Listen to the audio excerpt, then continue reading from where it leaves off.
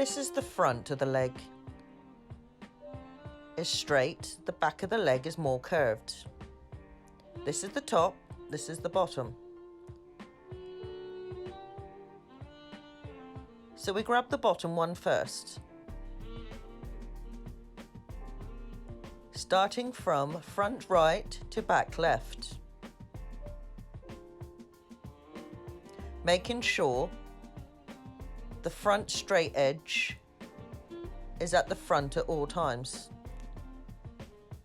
Select the screws and loosely tighten.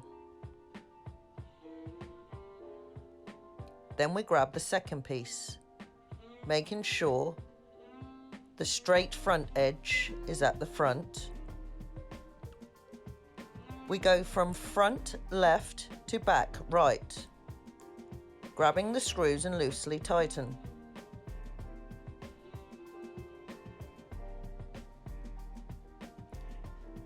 Then select the Allen key and tighten all the screws firmly. With this, the chair is finished. As you can see, all the legs are nice and straight.